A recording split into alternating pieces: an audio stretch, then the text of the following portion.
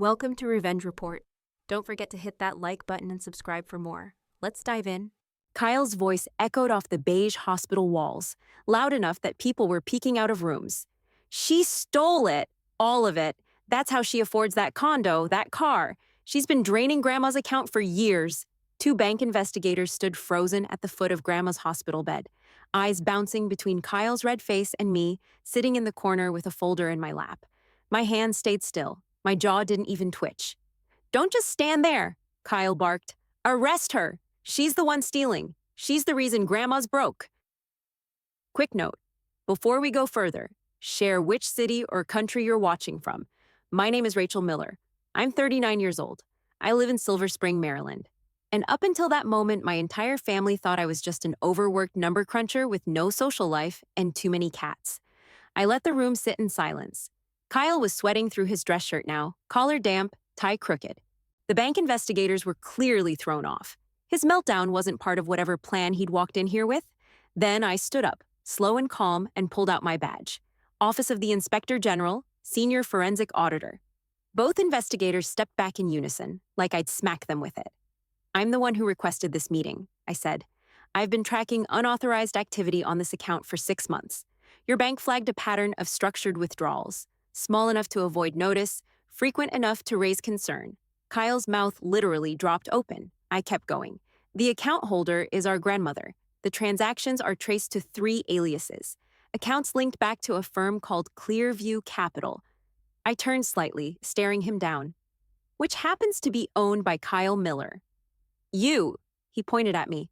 "You're not even allowed to investigate me. This is personal. This is illegal." One of the investigators finally spoke. "Miss Miller, can you verify the data trail?" Without a word, I handed over the folder. 42 pages, charts, routing paths, flagged transaction logs, and one beautiful little spreadsheet showing the money moving from Grandma's account through 2 shell companies and into Kyle's crypto wallet. Kyle didn't move. He looked at the papers like they were in another language. I didn't take it like that," he muttered, voice thin. You're my sister." "And you triggered a SAR report?" I said, flat. "This isn't about family." That's when one of the investigators stepped forward, radioed for backup, and pulled out a set of cuffs. Kyle didn't fight, didn't speak. He just stood there, shaking, while they read him his rights. Grandma was asleep the whole time, monitors beeping steady beside her. I turned and walked out of the room as he started to cry. The cuffs hadn't even clicked shut yet when I remembered exactly how this all started. 6 months earlier, buried in a late-night audit review at the office, eating stale vending machine pretzels and flipping through flagged retirement payouts. It was one of those nights where my eyes burned, and I'd stopped hearing the hum of the fluorescents. I was deep into a contractor audit for a small federal consulting firm. Routine stuff, when I caught a disbursement routing through an odd intermediary account. It wasn't big, just under $12,000, but it didn't match the authorized recipient list. We use a proprietary tool at OIG that cross-references every payee against verified IDs. This one pinged red. I pulled the associated transfer log. The recipient company was called Clearview Capital Holdings. Seemed generic, but I still remember the punch to the chest when I saw the authorized signatory listed, Kyle A. Miller, my brother. I froze, stared at the screen, and actually said "no way" out loud in my empty cubicle. See, I've been chasing down fraud for over a decade. I joined the Office of the Inspector General when I was 27, been promoted 5 times. I specialize in layered embezzlement, fake contractors, laundering through shell companies, that sort of thing. I've testified in 3 grand juries, helped shut down a scam that stole $10 million in Medicaid funds, and once traced a fraud ring through 6 states using nothing but spreadsheet timestamps. But my family? They thought I balanced office budgets. At every family dinner, I was Rachel the accountant. Kyle, though, Kyle was the star. Wealth manager at a boutique firm in D.C., always showing up in tailored suits with some new story about helping retired senators protect their legacies. He'd bring wine no one could pronounce, brag about golf at Congressional, and Dad would beam like he'd raised Warren Buffett. Meanwhile, I was sitting there in work slacks, answering questions like, "Still single?" and "You ever think about switching jobs?" Something with a little more excitement. My mother once introduced me at church as the quiet one. Good with numbers, I think. They never asked what I actually did. Never asked about my cases, my fieldwork, my security clearance. Never asked why I missed holidays or why I couldn't talk about certain trips. They just assumed I worked some boring desk job and made enough to live alone with a cat. The truth? I had 3 cats, and I carried a federal badge. So when I saw Kyle's name on that flagged transaction, my stomach flipped. It couldn't be him, right? He wouldn't need to siphon retirement disbursements. He had clients, a firm, a reputation, but I didn't dismiss it. I didn't ignore the coincidence or chalk it up to someone else with the same name. I opened a new case file. Over the next week, I pulled every transaction tied to Clearview Capital and mapped its incoming and outgoing payments. I cross-referenced EINs, dug into tax records, and looked for public-facing financials. Most of it checked out, but one transaction, just one, bounced through a flagged offshore processor in Belize. That's all it took. I dropped it into our case management system under a federal contractor review tag, something generic to keep it off radar, and began building a paper trail. Quiet, careful, thorough. Still, I didn't say a word at home. At a 4th of July barbecue, Kyle showed up in a Tesla, wearing Ray-Bans and a blazer like it was 80 degrees cooler. My mom handed him a beer and said, "Your brother always looks like he stepped out of a magazine." Then she turned to me and asked if I still did spreadsheet work for that government place. I smiled, said, "Yep, nothing exciting," and I kept watching, because that little $12,000 discrepancy, it wasn't a fluke. It was the first thread in a much bigger mess, one that ran straight through Kyle's polished empire and right into Grandma's bank account. The deeper I went, the harder it got to breathe. At first, I wanted it to be a misunderstanding, some bookkeeping oversight, maybe a shady client using Kyle's firm as a pass-through. I wanted to find a dead end, close the file, and move on. But every document I pulled told a different story. Clearview Capital wasn't just a boutique investment firm, it was a front. Kyle had built an entire house of cards on top of elderly clients' life savings. He was using their accounts to fund a Ponzi-style machine, feeding early investors with fresh deposits from new ones, skimming his cut off the top, and hiding the rest in offshore shells. I traced one client's retirement portfolio through 5 separate LLCs, 2 of which didn't even exist on the IRS registry.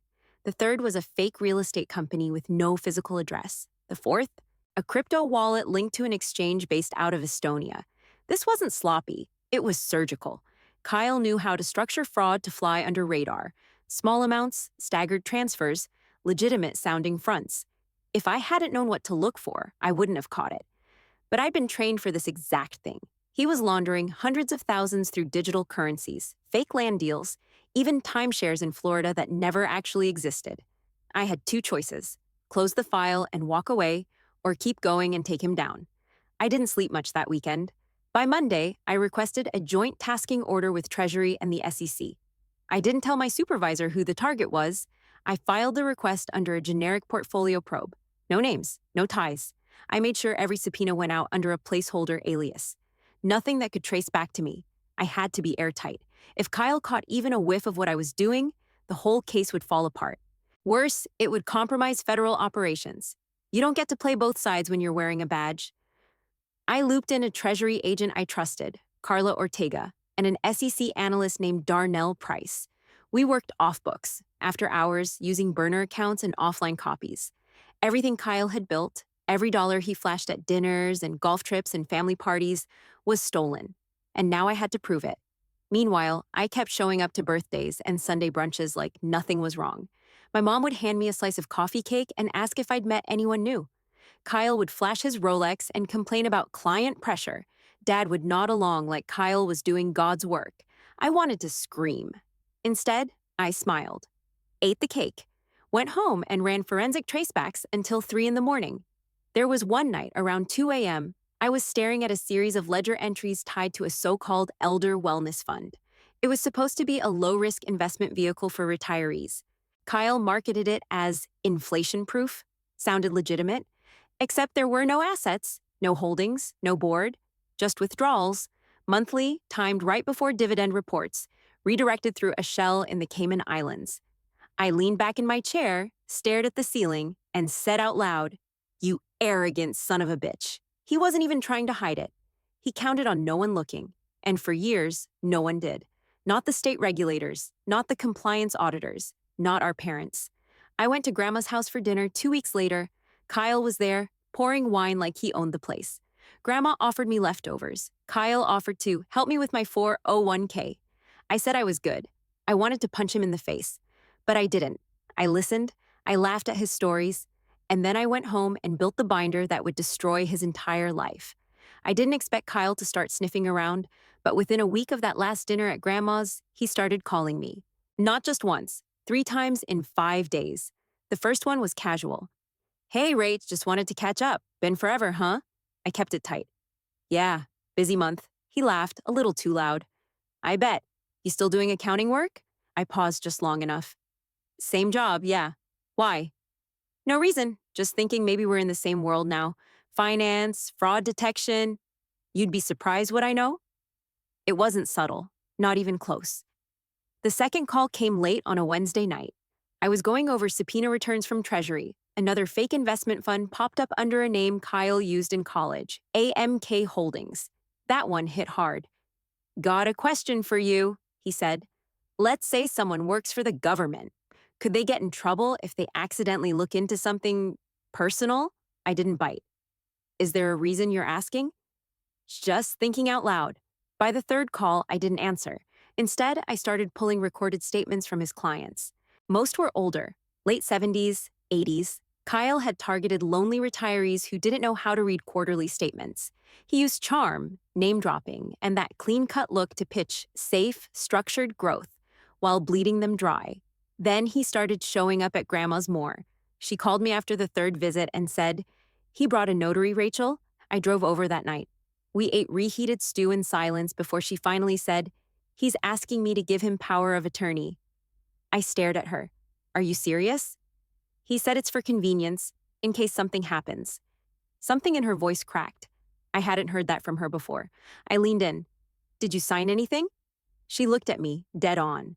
"Don't trust him. He's desperate." That was all I needed. I fast-tracked my comms with DOJ. We set up a quiet intervention plan.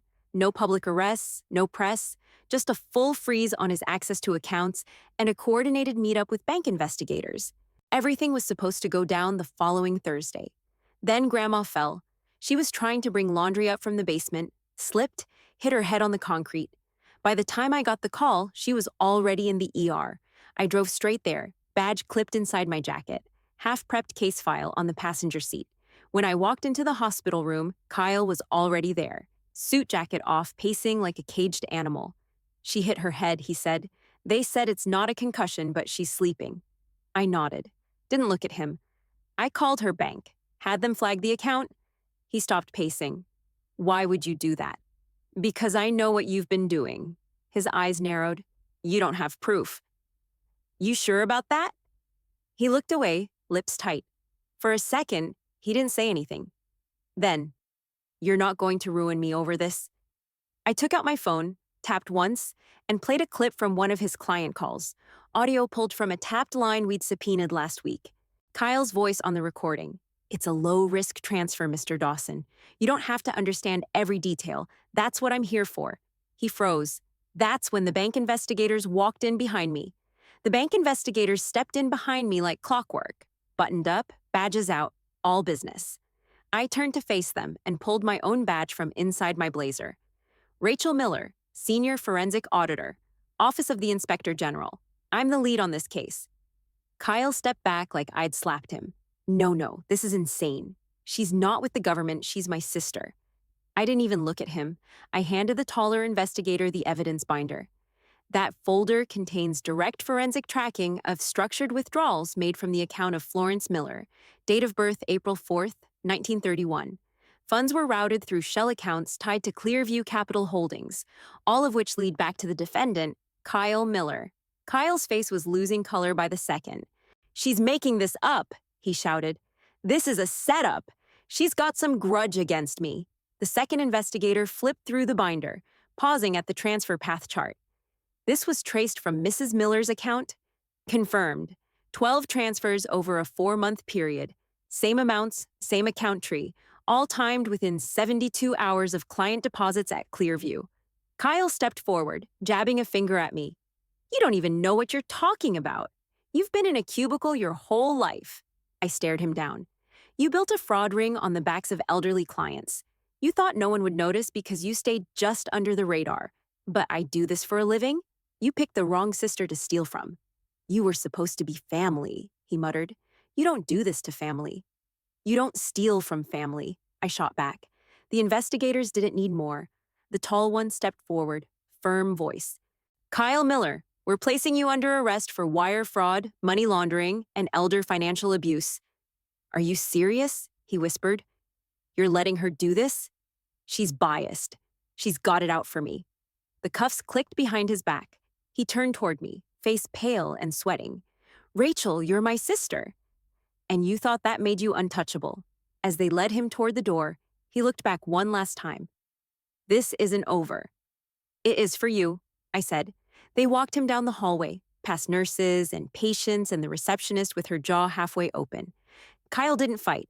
He just kept repeating, she's my sister, like that meant something. I turned around to check on Grandma. Her eyes were half open, flickering beneath the hospital lights. The heart monitor beeped steady beside her. I walked to her side and sat down. She looked at me, groggy but sharp enough. Is it done? I nodded. It's done. She gave the faintest smile. Good girl. Then she closed her eyes and went back to sleep. I sat in the hospital parking lot for maybe 15 minutes, hands still on the steering wheel, not moving. Kyle was gone. Grandma was stable. Everything I'd been holding back for 6 months had finally blown. By the time I got home, the story was already online. Local wealth advisor implicated in multi-million-dollar retirement fraud scheme. Sources say elder abuse among allegations. Investigators confirm federal auditor led case. My phone rang at 6:42 a.m. Mom flashed across the screen. I answered but didn't say anything. She jumped in, frantic. Rachel, have you seen the news? They're saying Kyle, your brother, was stealing from retirees. That can't be true, right? I mean, that's not real. That's slander. He's your brother. It's true. No, you don't understand, her voice cracked. They're saying he stole from your grandmother, from my mother. He wouldn't do that. Kyle's a good man.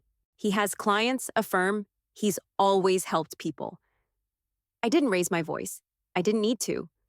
He helped himself to their money and used their trust to hide it. And yes, he used Grandma's account too. Silence. Mom? She didn't respond right away. When she did, it was a whisper. You knew?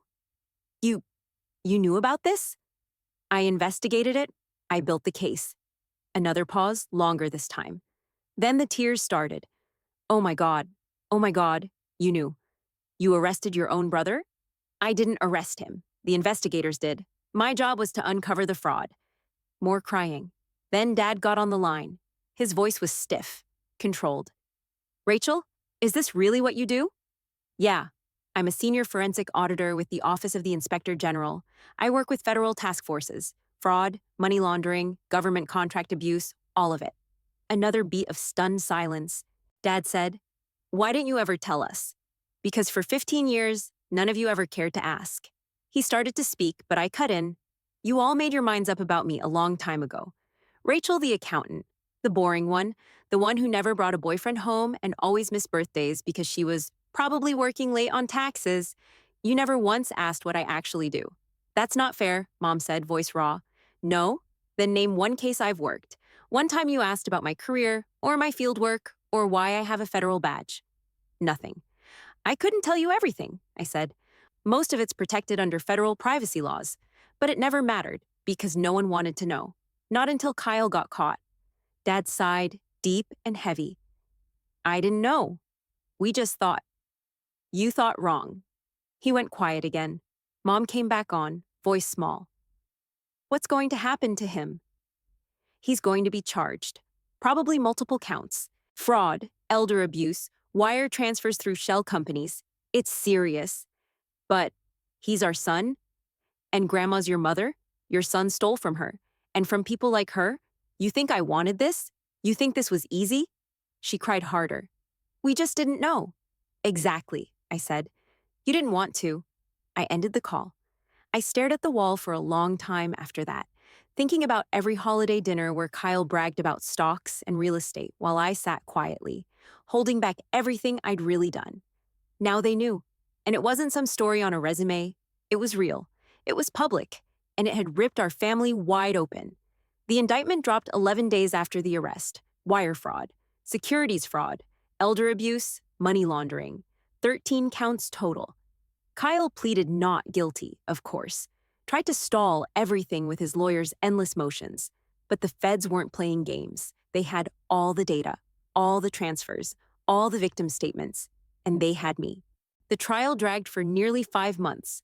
I spent most of it in a gray skirt suit, sitting in the witness box with spreadsheets, transaction paths, and a 6-inch binder that broke his entire operation down line by line. The courtroom was cold, tight, and quiet. Every eye was on me, including his. The prosecutor led me through the timeline. Kyle Miller solicited investment funds from individuals over the age of 70 using retirement-specific language, correct? Yes, I said. And were those funds ever invested? Number. They were funneled through a chain of shell entities and then used to fund luxury purchases, real estate, and crypto trades. The defense didn't even try to deny the math.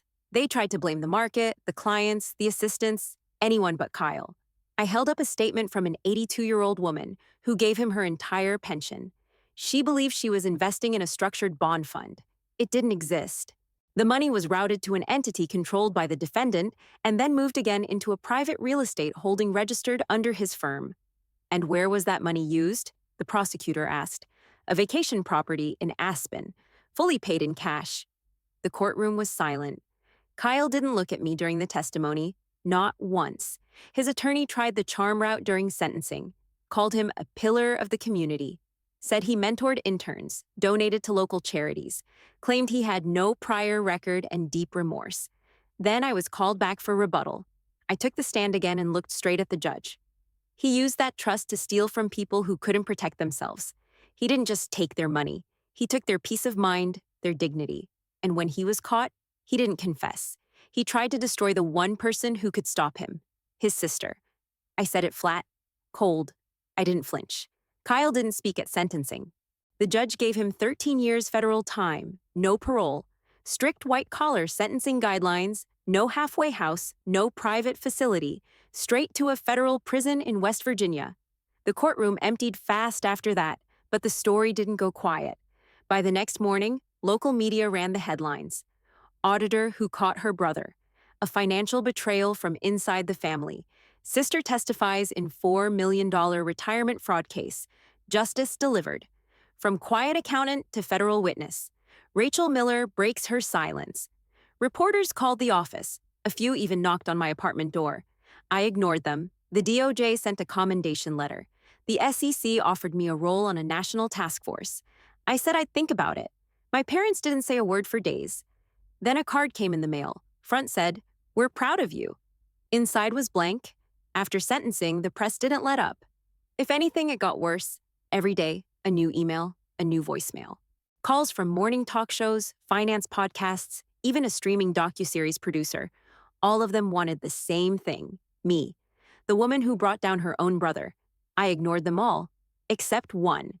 It came from a local business magazine in D.C., the same one that once ran a glowing feature on Kyle. Clearview Capital's Rising Star, the future of ethical wealth management. I remembered the article. My mom had cut it out and framed it in the hallway. This time, they wanted me on the cover. I didn't care about the photo, but I agreed to the interview. We met at a small cafe near my office. No publicist, no makeup crew. Just me, a coffee, and a young reporter named Devin, who actually knew the difference between OIG and IRS. He asked me why I did it. I looked him straight in the eye. I didn't bring him down because he was my brother. I brought him down because it was the right thing to do. That line made the headline. My parents called 2 days after it ran. We hadn't spoken since the card. Dad's voice was awkward but careful. We read the article. Yeah? We're proud of you. I didn't even pause. It's a little late for that. There was a long silence. Then my mom, soft-voiced. We didn't know how important your work was. You didn't want to know. For years, she didn't argue. That's when the questions started. What other cases have you worked on? Have you done things like this before? How long were you tracking Kyle? I answered a few, just enough to be polite. But the whole thing felt hollow, like they were reading from a script, trying to play catch up after a decade of willful ignorance. You don't get to ignore someone for 15 years and then suddenly become curious because they ended up on the news. Still, I picked up when they called. Most of the time. Grandma passed away 3 months later, peacefully, in her sleep, no drama, just quiet. She left everything clean and organized. I handled the estate paperwork myself. No lawyers, no probate mess. She knew what she was doing, right up to the end. The funeral was small, mostly family, a few neighbors, and one retired deacon she used to bake cookies for. I wore a black suit and pinned my service badge to my lapel, just below the collarbone. After the service, people stood around in small, awkward clusters. I was walking back toward my car when a man in a faded gray windbreaker stepped into my path. "Rachel Miller?" I nodded. He stuck out a hand.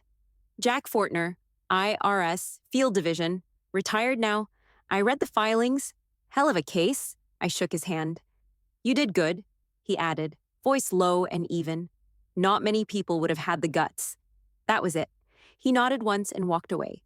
But it hit me harder than anything my parents had said. He wasn't there for drama. He didn't care about bloodlines or betrayal. He saw the case. He knew what it meant. For the first time in my life, someone in my own family circle acknowledged what I actually did. Not as the accountant, not as the sister, as the one who caught him. I closed the front door, dropped my bag on the table, and kicked off my shoes. It still felt strange calling this place home. Not a government lease, not a short-term rotation apartment. Mine, 2-bedroom townhouse in Rockville, real hardwood floors, quiet neighbors. Bought it in cash. I didn't tell anyone until after the paperwork cleared. A framed commendation hung in the hallway. OIG seal, DOJ signature. Recognition for exceptional service in prosecuting senior targeted financial crimes. I didn't hang it for show. I hung it because I earned it. The DOJ reached out last month, invited me to consult on a new national task force. Crimes against retirees are up 22% in the last 2 years. I said yes. My parents send birthday cards now, Hallmark ones with handwritten notes. They invite me over for dinner sometimes. I go once in a while. It's civil but cautious. Like we're all pretending there's no giant crater sitting in the middle of the table. They've stopped saying Kyle's name. I don't bring him up either. He writes to me, sometimes twice a month. Pages of regret, apologies, memories from when we were kids. Once, he enclosed a photo of us in matching Halloween costumes. 2 little astronauts with chocolate all over our faces. I never write back. Some bridges aren't meant to be rebuilt, especially the ones you have to burn to survive. I walked into the kitchen, fed the cats, opened a beer, and sat by the window. Rain was starting to fall, slow and quiet. I thought about Grandma. She never got to see the task force, never read the articles, never heard the DOJ call me an irreplaceable expert. But she knew. That night in the hospital, when she asked if it was done, she knew who I was. She didn't need the headline. She just said, "Good girl." That was enough. My name is Rachel Miller. I'm 39 years old.